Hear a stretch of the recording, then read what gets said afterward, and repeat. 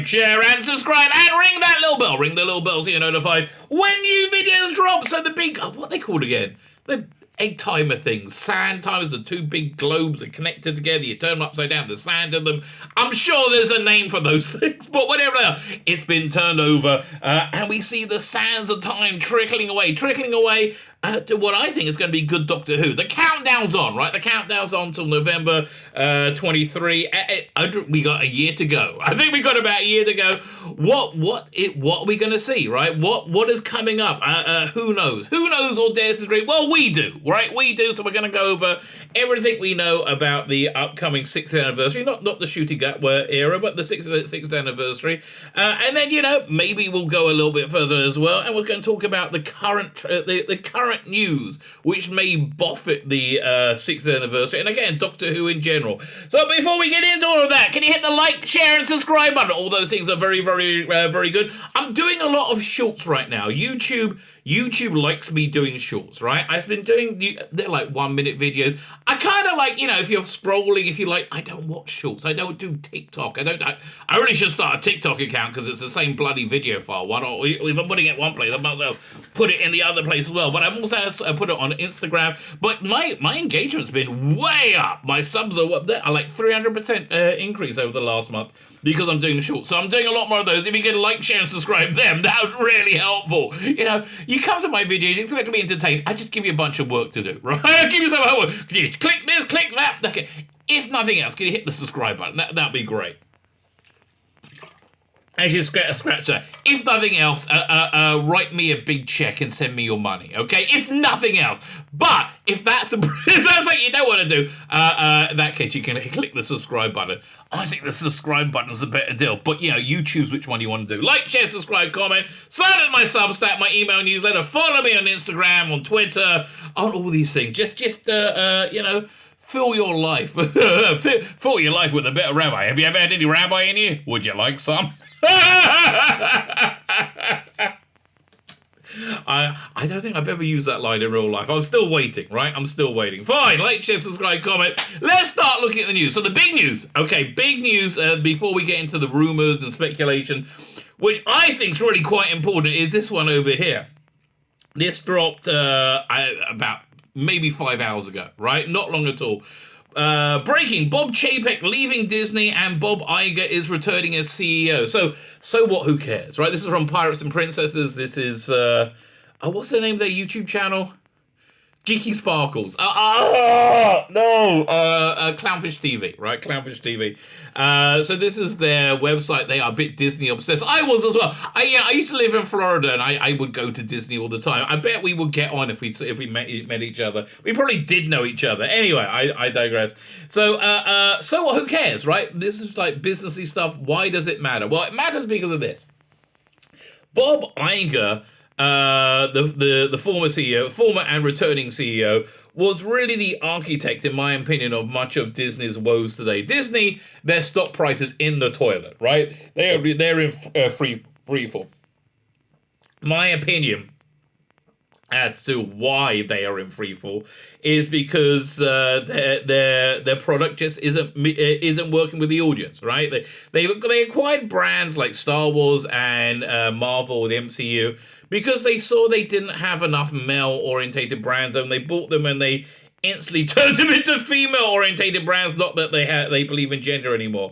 Also, Bob Iger was very, very, very politically motivated. He pumped a lot of this anti-Trump, anti-Republican stuff all through Disney media for years and years and years, right? And ABC. Once you see the artificiality of everything, it's really quite shocking. Right? They just like, well, what do we want to make up news stories about? Say, we don't like that person, we'll make up those news stories. So that was all Bob Iger, right? Bob Iger, very politically motivated. We're kind of hoping. The big fear, I would say, about Doctor Who going on Disney Plus is, will they do to Doctor Who what they did to Star Wars and MCU? Will they absolutely destroy it? My guess is no, but not because they don't want to. Right? My guess is no. My guess is, firstly, when Bob Chapek took over, I was hopeful that Bob Chapek was kind of... he wasn't as politically motivated as Bob Iger. But his company was completely taken over by people who were kind of like Elon Musk at Twitter, who it seemed to me he had to fire. They say 75%. I think it might be more, right? I mean, look, a lot of people there were useless and not needed anyway. But there's no way that you can move a company away from this political platforming when the entire company is on board for it, even if you're the CEO. So essentially, my guess is that Bob Chapek was set up by Iger as to be the fall guy, to be the guy where all the disasters hit for. Then it seems like he was fired by the board, and then Bob Iger can come back. I mean that really, although for what purpose? Like, how much longer do they have? I don't know, especially if they're going to double and triple down back on their deeply divisive political and sociological agenda, which we all assumed they were going to do anyway. So, which are all doing anyway. So why am I not particularly worried about the future of Doctor Who because of this? Even though it is a worry, right? It's genuinely something to be worried about. It's because I don't think they see Rusty Davies as somebody who needs to be managed, right? They see him ideologically. They have a big meeting of minds. All they saw about Ncuti Gatwa wasn't that he's a great actor, like he's going to do something I think very interesting with Doctor Who. They saw that he was a black person who was a son of a refugee from Rwanda, or was a refugee from Rwanda, right? That fits into their worldview, right? Or something being meritorious. They saw him as being a gay man, right? They saw the casting of Yasmin Finney in the specials, and that's really all it. So I think when they see Rusty Davies, they see somebody who needs no management whatsoever and will do exactly what they want. Basically what the BBC saw in Chris Chibnall, right? Now, the difference is this. Rusty Davies, I think, is massively talented, and while I do think he is very, liberal progressive, I think is the word you're looking for. He's very much of the lovey, somewhat strange sociological worldview, right? He seems to be a very big LGBTQ plus activist, and God bless him, right? Everyone's entitled to be whatever they want to be. But I think at the same time, he wants Doctor Who to work. I think he loves Doctor Who, right? Which is it's kind of amazing, but I think that's one of the things he loves. I think he loves Doctor Who. I think he loves entertainment and television, and I think he saw both of them being destroyed, right? So I think he's using Doctor Who as an incubator to create new talent, which he keeps saying he's doing over and over and over again for the future of TV, and also save Doctor Who at the same time. So why I understand the concern, and you know me, I am a big flag waver for the upcoming era, right? I really am. I think it's going to be really, really exciting. I'm just an optimistic guy, essentially, right? That's what I say. I'm just a bit optimistic about it. What am I optimistic about? Well, let's have a look. Let's have a look at everything we know about the 6th anniversary. 10 huge rumors and links that you need to know about. Even if half of these are true, the 60th anniversary is going to be insane. Now, that much I think we can all agree on. The 60th anniversary is going to be off the charts good. I mean, I really think it's going to be good. But I guess we have to wait and see. It's a frustrating time for Doctor Who fan. It's been a frustrating time for Doctor Who fan these last few years. Again, I understand. Jodie Whittaker didn't work out very well. It genuinely did not work out very well. And I'm sorry she didn't work out very well, but she didn't work out very well. If you like her, I don't, right? I'm not a fan. You're welcome to come on my channel and talk it out. I don't dislike you because you like Jodie Whittaker. I'm not invalidating your liking of it. I don't understand it, right? I don't understand how you would like that and Doctor Who, right? It's like, well, they seem pretty different. One's about, a iconoclastic individualist, who's anti-authoritarian. The other one's about a moron who loves to be part of the in-group, right? Just the opposite of Doctor Who. I don't understand what is you like, but I'm not saying something that you are. You enjoy it, mate. You enjoy it. And bottom line, it's over. and we're never seeing it again. With long waits in between episodes, shortened series, and the BBC seeming lack of enthusiasm towards what's supposed to be their flagship show. Well, I think that's Chris Chibnall's lack of enthusiasm. I think that was born from Yeah, I think that, I think that was born from just his failure, right? It didn't go down very well, right?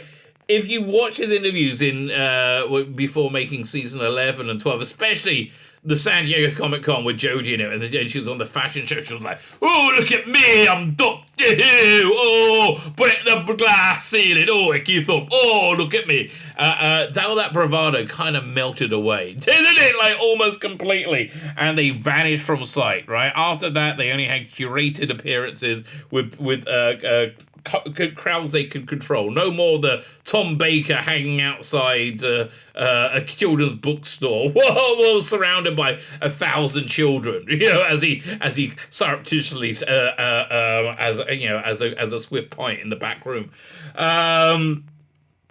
Yeah, none of that. So that's where I think the lack of enthusiasm came from. Because, okay, you imagine it, right? You put all your time and all your years and years into something, and everybody hates it. Admittedly, I think it was very bad. I think that's going to quell your enthusiasm for doing that thing. It's not all doom and gloom, but there's been a notable lack of buzz within the fandom because the fandom has shrunk because they wanted to get rid of the fandom, and this is something else that Disney did. They didn't like the audience they had for Star Wars. They didn't like the audience they had for Marvel. They said, "No, let's make it for girls, and then we'll have the girls and the boys." It turns out they got nobody, but yeah, which is why the stock price is in the toilet. It's not all doom and gloom, however. Things are been looking more positive recently. David Tennant, Disney Plus, and Shooting Cat have injected much needed excitement into fandom. With their next year's 6th anniversary celebrations are shaping up to be one of the biggest parts in Doctor Who history. They have, but the person who really injected it was Russell D. Davies, not somebody who dislikes injecting bits of himself into other people. I would have thought. I'm quite a fan of that myself, really. Since we're still a year away, sigh, but those sands of time. The sands of time, is that what they're called? Sands of time are falling. The finer details of the party are being kept under lock and key. But it's impossible for a show as big as Doctor Who to avoid leaks and rumours, and the 6th anniversary certainly hasn't bucked that trend well. Rusty Davies, in his wonderful ability to market, has somewhat built up the leaks and the rumours, hasn't he? I mean, to great effect. So let's break down some of the juiciest gossip so far. Potential spoilers ahead, should any of these turn out to be true. Okay, Neil Patrick Harris is the Celestial Toymaker. Probably. Agreed. Honestly, Rusty Davies isn't a big one for, like, knee-jerk shocks. I think you need knee-jerk shocks if you lack the talent to be able to manipulate an audience through your writing, to emotionally manipulate. And I'm not saying that in a bad way at all. You need jump cut scares, that sort of thing. But in terms of like surprise monsters returning, they were never a surprise. I mean, didn't we know about Davros ages before Davros came out? I mean, it was in his. If you have to get the book, the Writer's Tale, I think the second edition of it, where you have his pitch document for season 4. I guess was it season 4? It was Adonis. We had the first season was Rose. Second season was Rose and David Tennant. Third season was Martha. Season 4, right? Season 4. So in that book, he talks about it, and he spells out and Davros in big capital letters.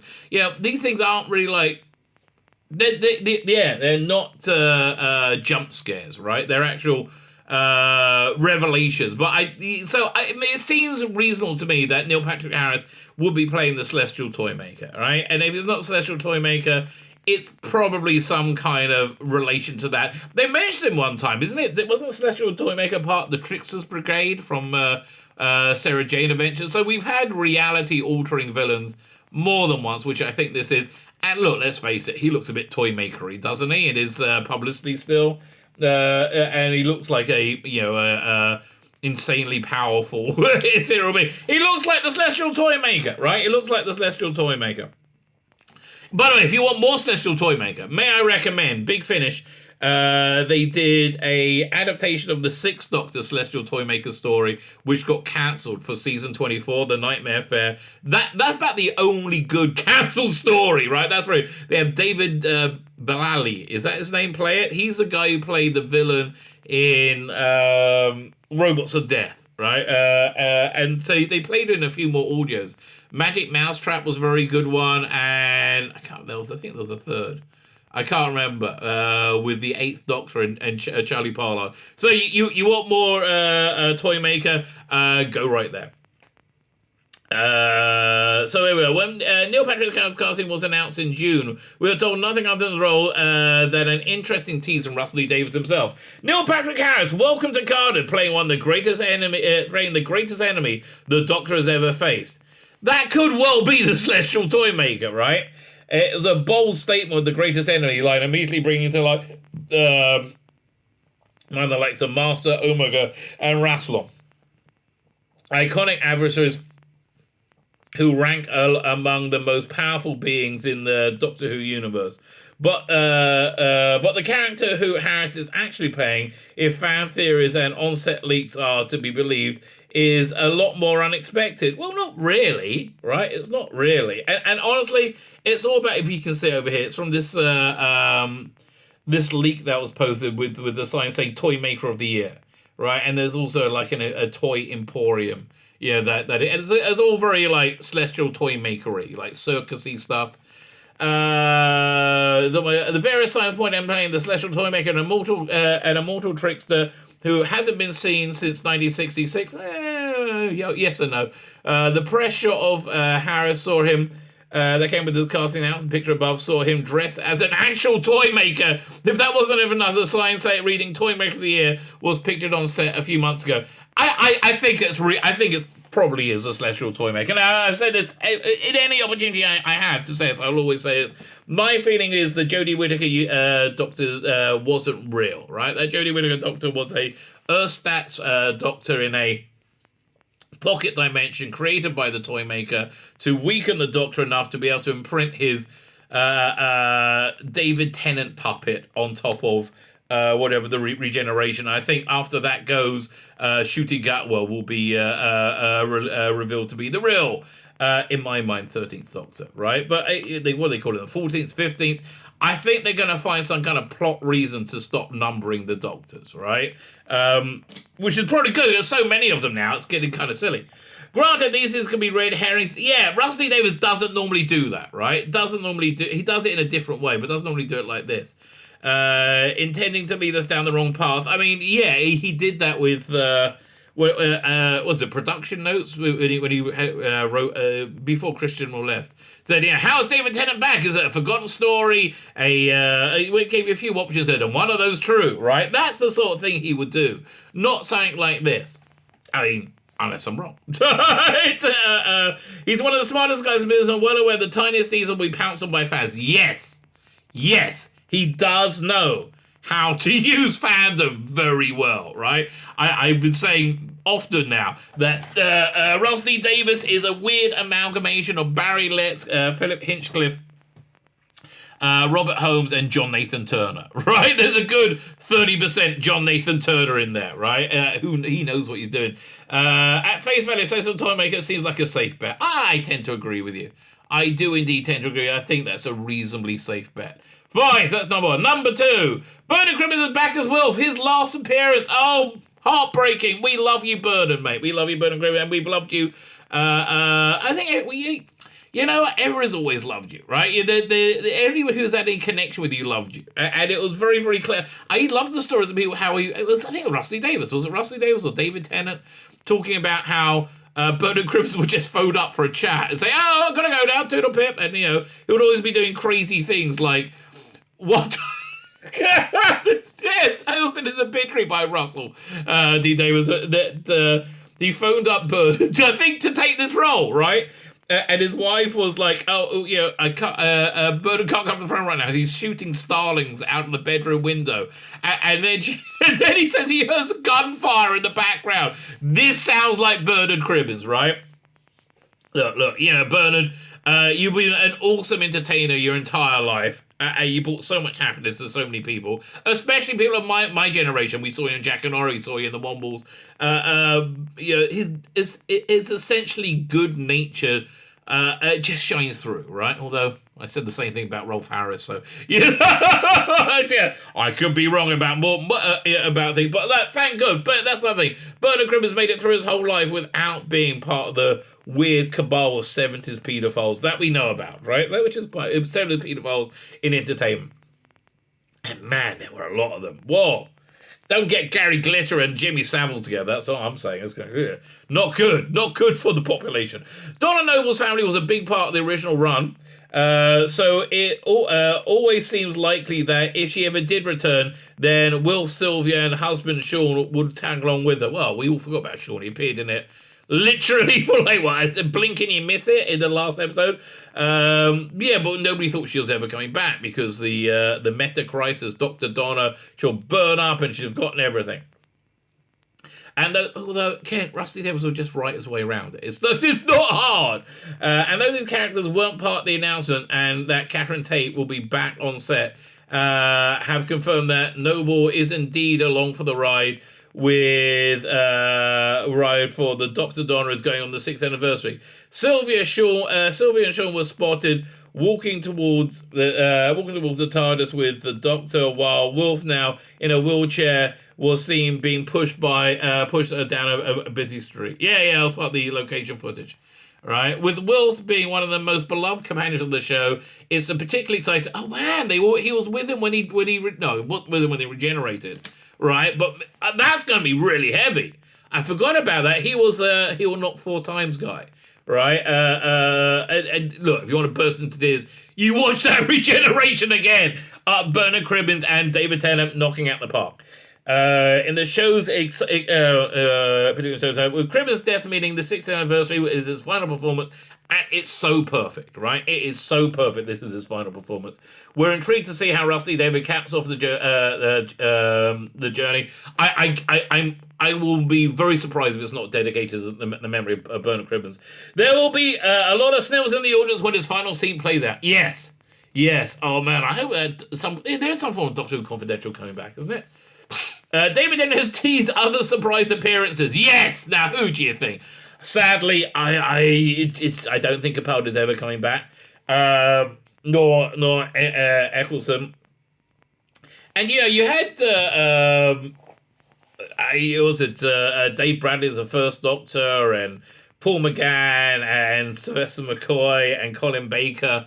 It's so.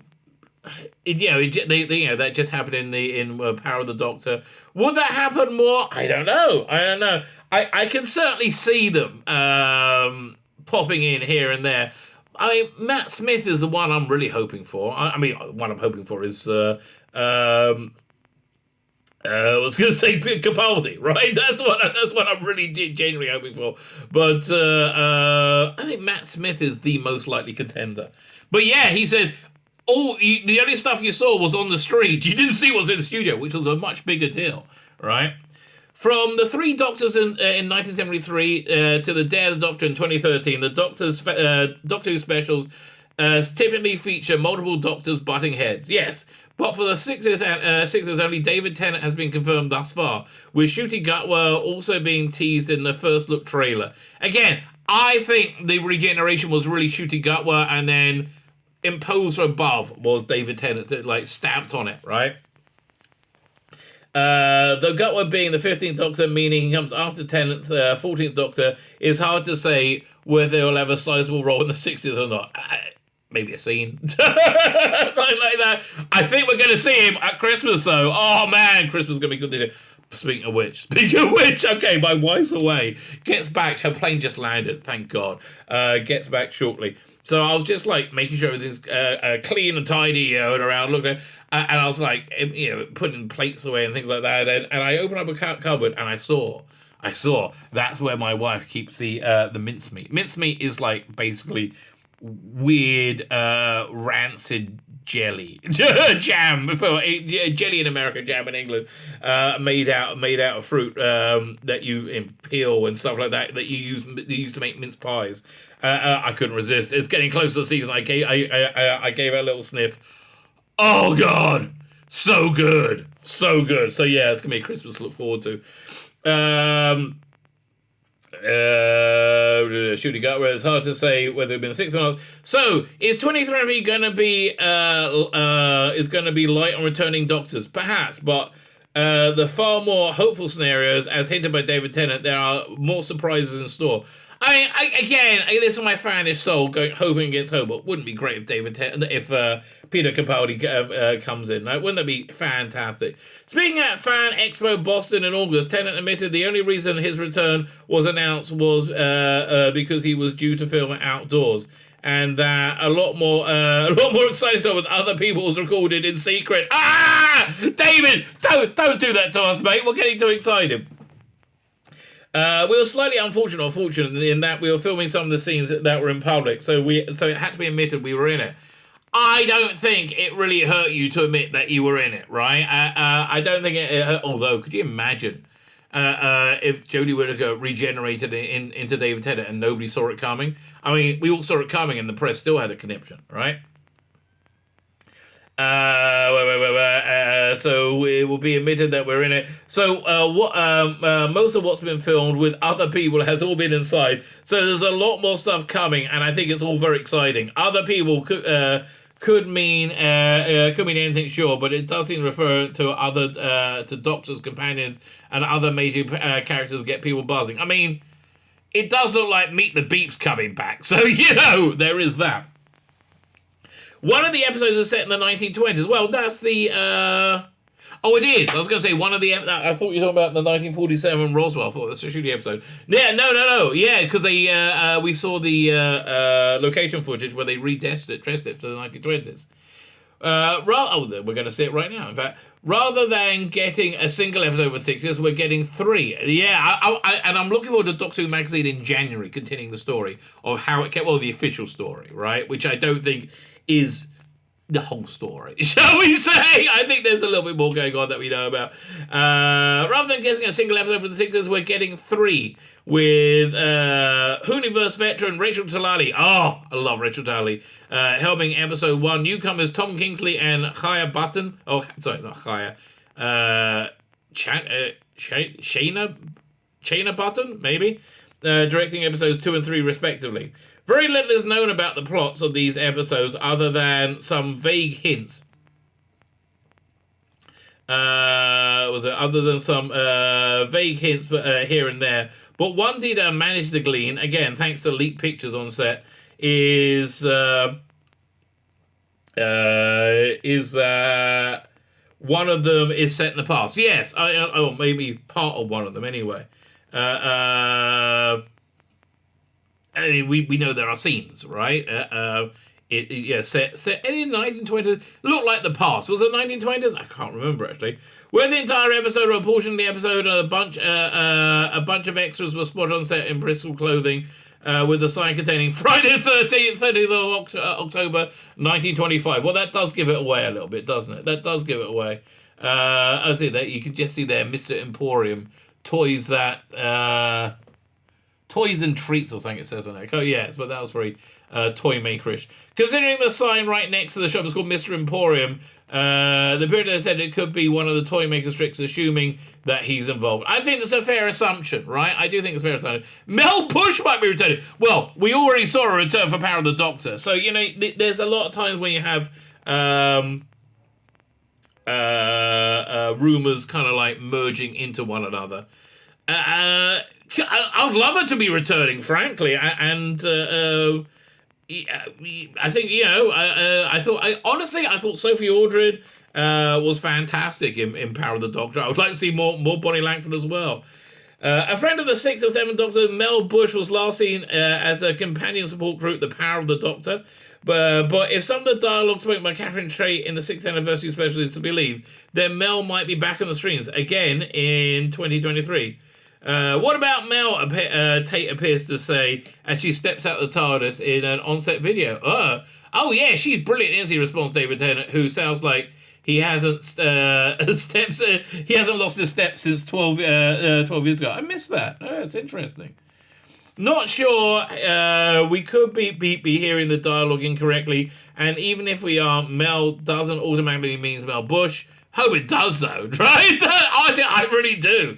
It could be a random character with the name. Hell, it might be Melanie Pond. An anniversary special will certainly be a good time to bring back River into the fold. Yes, I was surprised that hasn't been reported yet. That said, it has been reported that Bunny Langford will be back as Mel in the near future, but we should take it with a grain of salt. Yeah, look, the way these rumors happen is, it's like Chinese whispers, right? And I'm not sure if that's a bad word now. But do they have a new word for that? But it's like when one person tells another person, and things get mutated as they go along, right? That's essentially how it works. Two unexpected classic monsters have been spotted on set. Yes, and this is what I'm amazingly more so than David Tennant. I'm not more so than Rossley Davis, but more so than David Tennant. This is like I'm really genuinely excited about. Meet the bloody beep. I mean, how much better can this get? Fold this under what the hell, Russell, because some of the monsters appearing in the 6th anniversary are rather unexpected, to put it lightly. During a night shoot in Cardiff earlier this year, onlookers spotted two strange-looking alien costumes participating in filming. One was white and furry, and the other one was tall and insect-like. So if you look at the camera, that's Meet the Beep. You can just see it over there. Don't look at the camera. Look at the screen. I'm looking at the camera. Okay, just gotta remember who I'm talking to. Yeah. So look, it does look like Meet the Beep, right? Most fans had no idea what they're seeing, but more hardcore Whovians out there recognize the furry fellas Meet the Beep. Well, not that first actually. That's more indistinct. It's the Wraith Warriors that are much clearer. A truly obscure character that first appeared in the Fourth Doctor strip in the 80s. He's appeared in a couple of Big Finish plays as well. Equally as obscure is the insectoid chap. So I think more obscure, right? Cool. Who looks like the Wraith Warriors, a species who also appeared in the same Fourth Doctor strip. Big Finish did an adaptation of that. A lot of fun. The sole purpose of the Wraith Warriors is to actually deal with Meeps. So it makes total sense that two villains will be together in the 60s. Do you have a picture of him? Because they don't. There's not an exact copy of this drawing, but boy. It feels like Dave Gibbons drew it, right? It really does. It feels like Dave Gibbons drew it. Were these costumes to misdirect fans? No, he's not really into that, I think. Or is RTD seriously introducing Meet the Beep and the Wraith Warriors into the 6th anniversary? Maybe it's another Toymaker trick. Who the hell knows? Well, we're going to in a year. What's going on here, but we can't wait to find out. Well, as Shooty Gatwood does say, what the hell is going on here? Fine. What was that? Well, right on for Miriam O'Connell is joining the cast. Every time I talk about this, I'm not what's the word? Coy. I'm not coy about the fact of how much I don't like Miriam Margulis. I do not like her at all. She was in Blackadder 2. I mean, okay. The lead is Rowan Atkinson, and then you've got Baldrick and Percy and Queen. Was it the Queen and Melchett? So you got like what 5 out of a 6-person regular cast. The number 6 on the bill was Miriam Margulis for 6 episodes, right? 6 episodes back in what 80-something, 40 years ago, and then she was what I call, again, this looks like it to me, an extra, a bit part in Harry Potter movies, but apparently no, she's a respected actress of merit. I just don't like her. Again, she's very Uncle Tomish, right? Anytime there's a bullcrap anti-Israel narrative, she will jump on it straight away, right? Okay, look, Miriam, I get it. You're not so fond of your Jewish roots. I understand that. I'm just not so fond of you. So like we're all free to. Well, anyway, she joined the cast. So an interesting note here: who is she playing? This is another theory that's going around.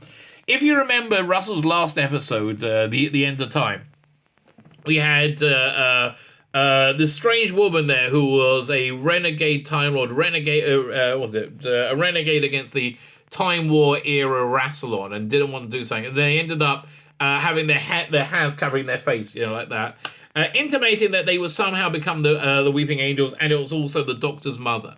Was it Claire Bloom, right? That whole thing just never really worked. So it seems that Russell's going back to his old stuff and trying to clean it up. I don't think he was ever happy with the Dr. Donna, Donna's resolution. I think he wants to clean that up.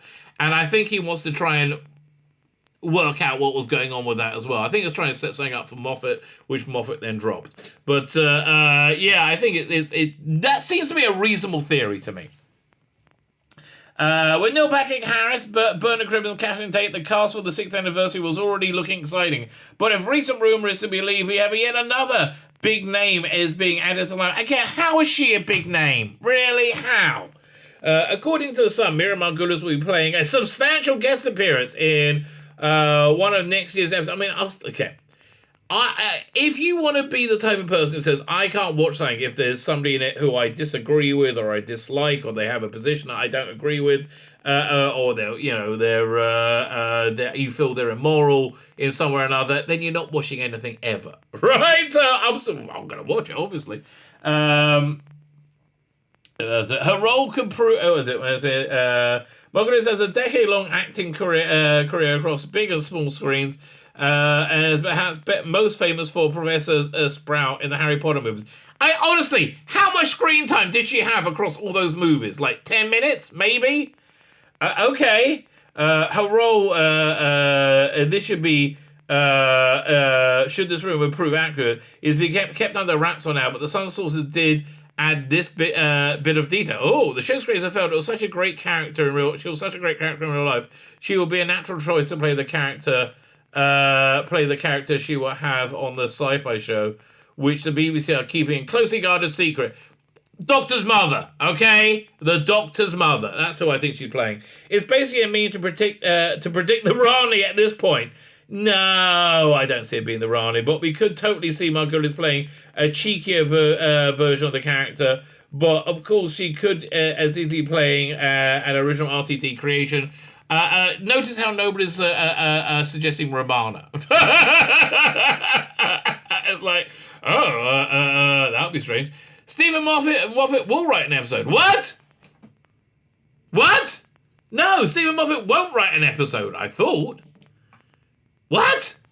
Okay, let's see what the sources for this. It's always fun to revisit old leaks to see if there are any truth in them. So when doing so, this particular leak, which posted on Reddit in August, over 2 months before The Power of the Doctor aired, you'll find that much of what was said ended up being right. Very interesting indeed. 5, 6, and 7 appearing. Check. Mel Bush appearing. Check. Big Finisher Scott Hancock as script head for RTD2. Check. Okay, well that happened, right? Okay, that's fair. The same leak also mentions other things, like the Disney Plus deal, and the Flux will be referenced to the 6th anniversary? Really? Whoa, that's interesting. But I don't believe that. But the juicy tidbit is that Stephen Moffat and Sosie Petzold will write episodes for RTD2. That's interesting. Okay. Petzold was an up-and-coming writer, best known for a critically acclaimed drama series, Blood. She was also a Doctor Who fan, and has even expressed an interest in writing for the show. As for Moffat, he needs no introduction. But did he say categorically he's not writing for it? So he ran the show from 2010 to 2017, as well as writing the episode Blink and the Girl in the Fireplace Science Library under RTD. Well, this rumour is in relation to Series 14, not the 6th anniversary. So why are you putting this in here for, mate? Right? You make it 9 things, not 10. RTD is writing every episode. Yes, it is important for us to keep pushing the forward and bringing new creative voices like Petzal. Throwing a bone to some season pros isn't a bad idea either. I do agree. And look, I'm up for there being new talent. Again, this seems to be an incubator for new talent. That's what Russell D. Davies wants to do, right? Who's going to complain if the Doctor Who's one of Doctor Who's great writers gets an episode during RTD2? The man who gave us Weeping Angels, the 11th Hour, and the 12 Doctors 11th and 12th Doctors and the War Doctor, and some of the smartest, most memorable stories in the TV show in the show. Certainly not us. Yeah, but I thought he categorically said he's not writing for one. Matt Smith's involvement has been teased. Well, I teased it in this very video. Tease me, baby, tease me. Matt Smith's involvement has been teased. As previously mentioned, returning characters are always a possibility when heading into the anniversary special, and that includes returning Doctors. After all, the anniversary specials have a history of being multi-doctor. Okay, in the same article, you're repeating yourself. Okay. Yeah, this is. Oh God, this is stupid. This is not real at all. At the top of fan community's wish list is Matt Smith, who hasn't seen the role since cameo in 2004's Deep Breath. I mean, he kind of recorded that in his blog. I don't even think that counts. Smith made no secret of his game for more Doctor Who and is one of the most popular Doctors of all time. He's also a logical pick for the RTD's part. Yeah, I mean, look, he still looks the right age. Adding fuel to this, Matt Smith's 6th anniversary, director Tom King cheekily photoshopped the 11th Doctor onto... he did that?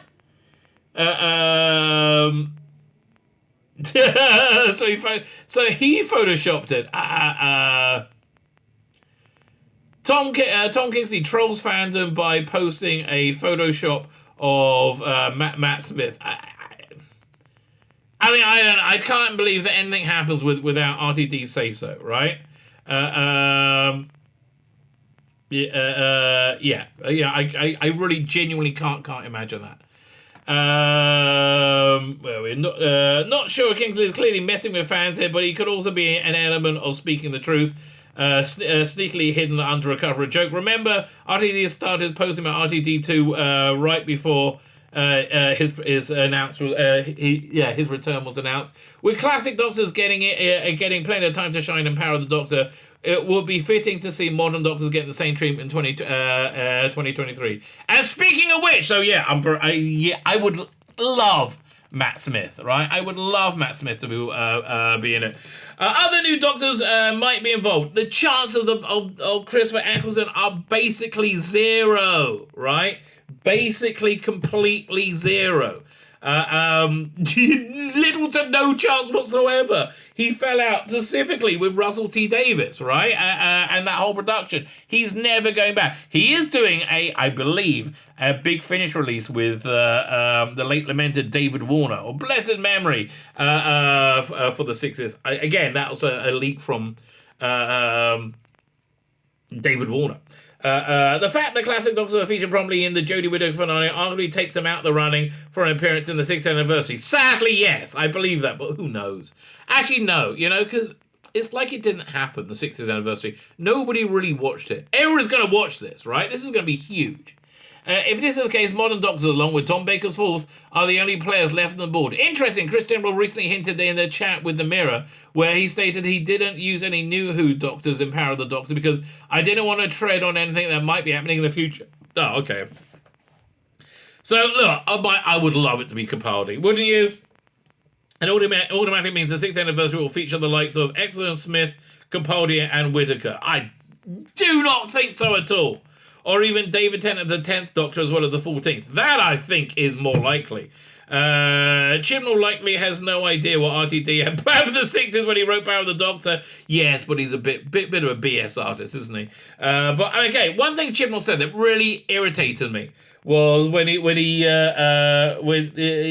before Power of the Doctor went out, he said, "Oh yes, I knew. When I spoke to Russell about what he's doing, he said, oh, my Power of the Doctor is going to line up nicely with that. No, it doesn't. She regenerated at the end, and it was a regeneration on a cliffhanger, right? So yeah, I mean, it lined up well that you killed it, and that's the only way you could think to finish it." But we're not going to get carried away thinking about possibilities. But we bet you are. Your bet is right, sir. I think that's a safe bet. I don't know. I think we're going to be slowly dripped with news over the next year, as we have been. Right, every couple of weeks we get a big revelation. We just had Millie Gibson being announced as the Shooter's new companion. Boy, do they look good together. That is going to be a good-looking TARDIS crew, right? And they said Peter Davison was the good-looking Doctor back in the 80s. Oh, yeah, stand aside, baby. Although, I guess you got the Matt Smith, Amy Pond. I mean, that is a very handsome-looking TARDIS crew. But I don't know. I think Shooty and Millie look pretty good. Fine, so there we go. We are wrapped up. We are informed. We know what's going to happen. No, we don't. We have no idea. But you know what? You know what? We do know that the next year, if I may quote the great Chris Eccleston, will be the trip of a lifetime. My name's Tzvi Lebetkin, the rabbi from another planet. Please like, share, and subscribe, and ring that little bell. Ring the little bell so you're notified when new videos drop.